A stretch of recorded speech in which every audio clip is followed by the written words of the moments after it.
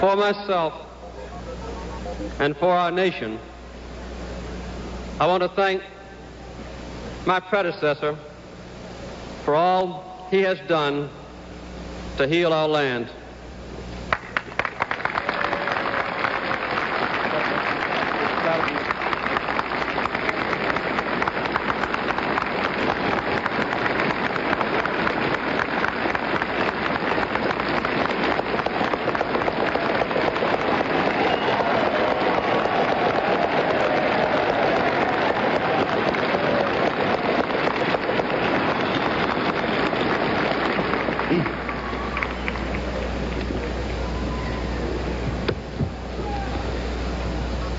In this outward and physical ceremony, we attest once again to the inner and spiritual strength of our nation.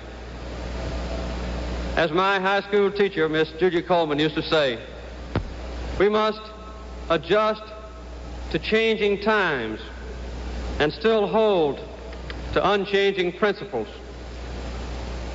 Here before me is a Bible used in the inauguration of our first president in 1789. And I have just taken the oath of office on the Bible my mother gave me just a few years ago, opened to a timeless admonition from the ancient prophet Micah. He has showed thee, O man, what is good, and what doth the Lord require of thee, but to do justly, and to love mercy, and to walk humbly with thy God. This inauguration ceremony marks a new beginning, a new dedication within our government, and a new spirit among us all. A president may sense and proclaim that new spirit, but only a people can provide it. 2 centuries ago, our nation's birth was a milestone in the long quest for freedom. But the bold and brilliant dream which excited the founders of this nation still awaits its consummation. I have no new dream to set forth today, but rather urge a fresh faith in the old dream. Ours was the first society openly to define itself in terms of both spirituality and human liberty. It is that unique self-definition which has given us an exceptional appeal, but it also imposes on us a special obligation to take on those moral duties which, when assumed, seem invariably to be in our own best interest. You have given me a great responsibility to stay close to you, to be worthy of you, and to exemplify what you are. Let us create together a new national spirit of unity and trust. Your strength can compensate for my weakness, and your wisdom can help to minimize my mistakes. Let us learn together and laugh together and work together and pray together, confident that in the end we will triumph together in the right. The American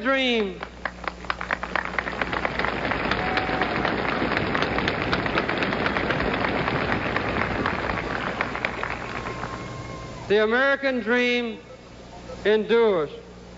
We must once again have full faith in our country and in one another.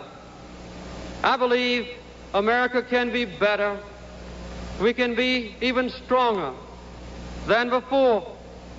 Let our recent mistakes bring a resurgent commitment to the basic principles of our nation.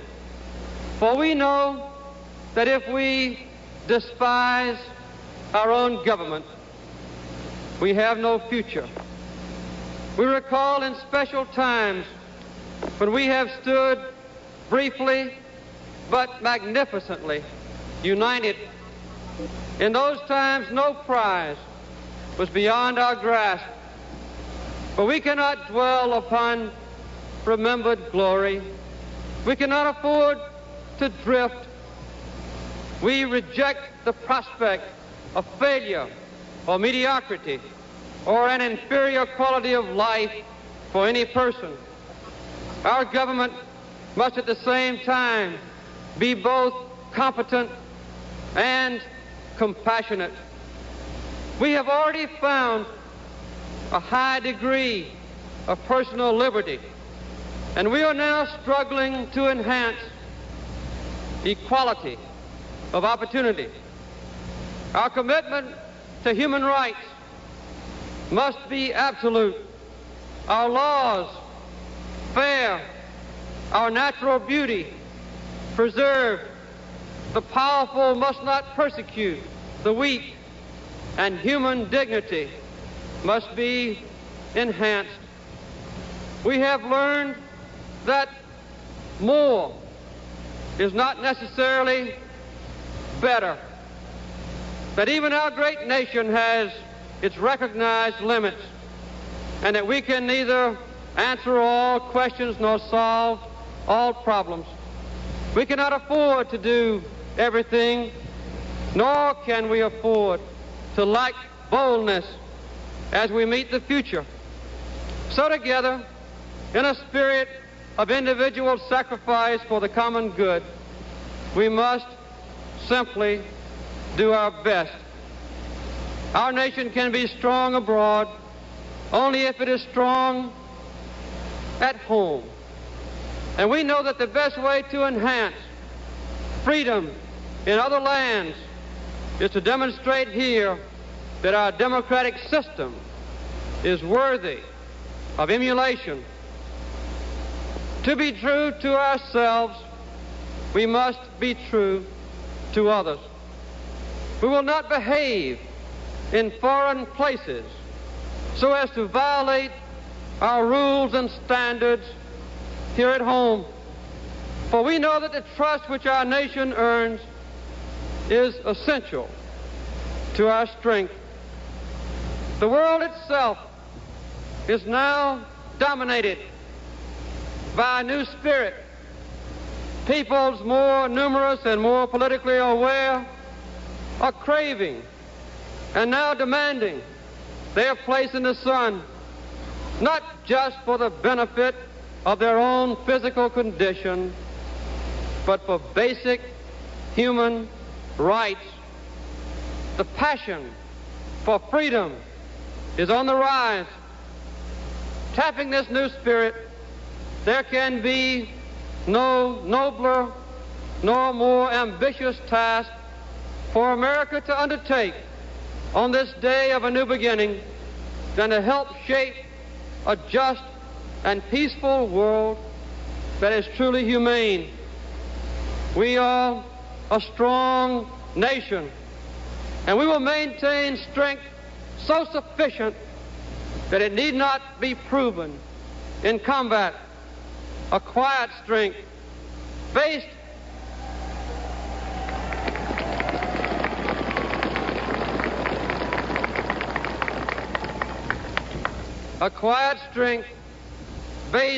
not merely on the size of an arsenal, but on the nobility of ideas.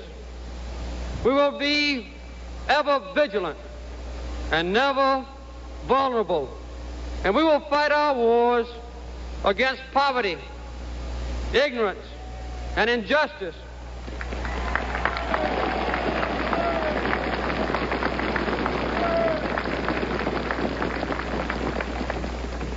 For those other enemies against which our forces can be honorably marshaled.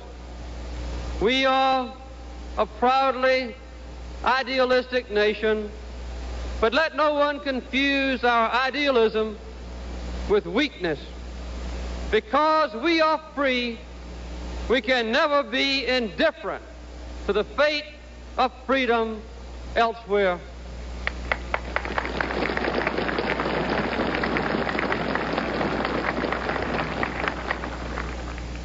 Our moral sense dictates a clear-cut preference for those societies which share with us an abiding respect for individual human rights. We do not seek to intimidate, but it is clear that a world which others can dominate with impunity would be inhospitable to decency and a threat to the well-being of all people. The world is still engaged in a massive armaments race designed to ensure continuing equivalent strength among potential adversaries. We pledge perseverance and wisdom in our efforts to limit the world's armaments to those necessary for each nation's own domestic safety. And we will move this year a step toward our ultimate goal, the elimination of all nuclear weapons from this earth.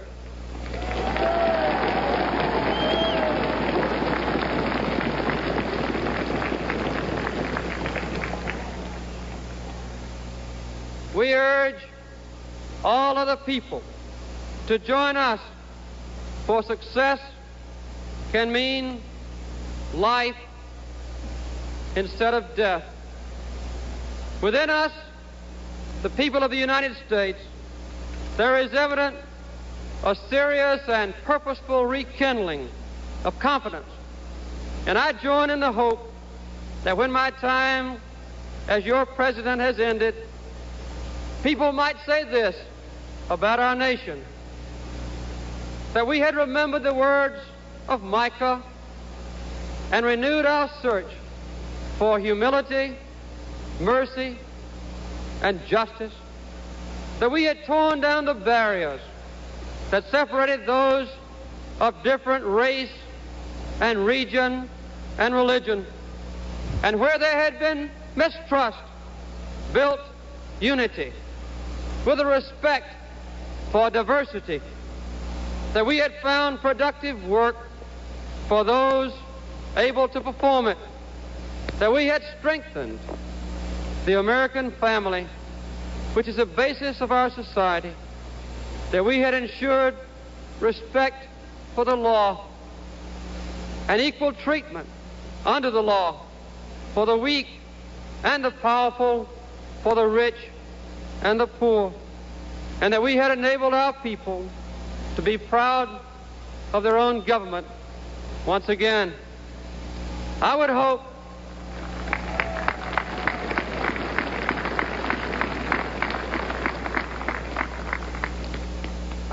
that the nations of the world might say that we had built a lasting peace based not on weapons of war, but on international policies which reflect our own most precious values. These are not just my goals, and they will not be my accomplishments, but the affirmation of our nation's continuing moral strength and our belief in an undiminished, ever-expanding American dream. Thank you very much.